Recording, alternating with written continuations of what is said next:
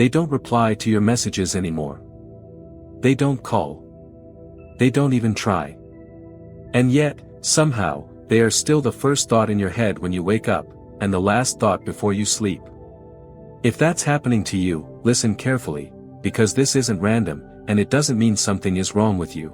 Let's talk honestly for a moment. You already see the signs.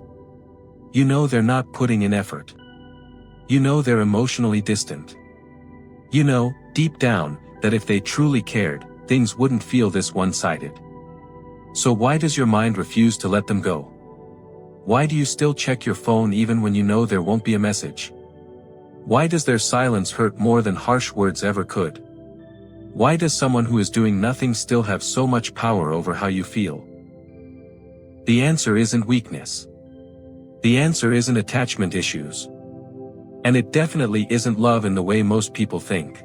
Why silence hurts more than rejection? Here's something important you need to understand. Clear rejection is painful, yes, but it allows the mind to process an ending. Silence doesn't. Silence leaves a door slightly open, and the brain hates open loops. When someone says nothing, your mind starts creating stories. Maybe they're busy. Maybe they're confused. Maybe they care but don't know how to show it. Maybe one day they'll come back and everything will make sense. That, maybe, is what traps you. Silence doesn't give closure, it gives false hope. And hope, when mixed with emotional attachment, becomes extremely hard to let go of. Think back to how it started. There was interest. There was attention. There was effort, even if it was small. At some point, you felt chosen, noticed, important. Then slowly, or sometimes suddenly, that energy disappeared.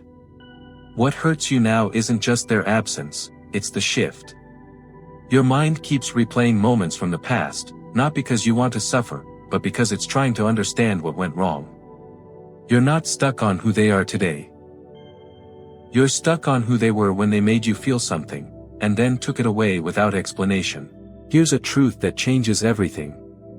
The strongest emotional bonds are often formed not through consistency, but through inconsistency. When attention is unpredictable, sometimes warm, sometimes cold, the brain becomes hyper-focused. It starts chasing the next moment of connection, the next reply, the next sign that things might go back to how they were. This is why even a single message from them, after days of silence, can completely undo your progress. It's not because you're desperate. It's because your brain learned to associate them with emotional reward, and now it's waiting for it again. Why they appear in your mind at night. Have you noticed that you think about them more at night? That's not a coincidence. During the day, distractions protect you.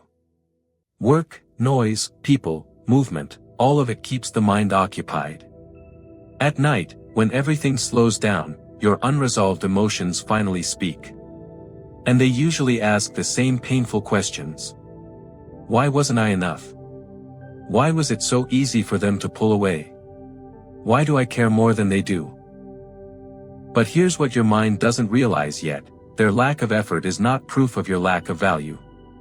It's proof of their emotional limitations, what you're really missing. This part is hard to hear, but it's important. You don't miss them as much as you miss how you felt when they wanted you. You miss feeling chosen. You miss feeling seen. You miss feeling like you mattered deeply to someone. When they stopped trying, it didn't just remove them from your life, it shook your sense of self.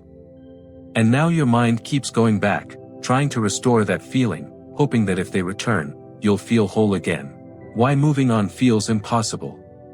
Moving on feels impossible because your mind is still waiting for something. An explanation. An apology. A final message that says, yes, this was real. But the truth is, closure doesn't always come from words. Sometimes it comes from actions, or the absence of them. No replies are still communication. No effort is still an answer. It may not be the answer you wanted, but it's the one your healing depends on accepting. The shift that sets you free. At some point, a quiet shift needs to happen inside you. Instead of asking, why don't they care? You begin asking, why am I holding on to someone who doesn't choose me? That question changes the power dynamic. It brings the focus back to you, your needs, your self-respect, your emotional safety. You are not losing someone who walked away. You are releasing someone who stopped showing up. Love isn't confusion. Love doesn't make you feel anxious, invisible, or unsure of where you stand. Love doesn't require you to beg for basic effort. If someone truly values you, you won't have to decode their behavior. You won't have to chase clarity. You won't have to question your worth every night.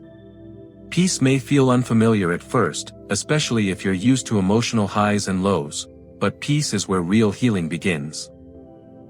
So if you're still stuck on someone who gives nothing, understand this clearly, it's not random. It's your mind reacting to emotional withdrawal, unfinished stories, and lost validation.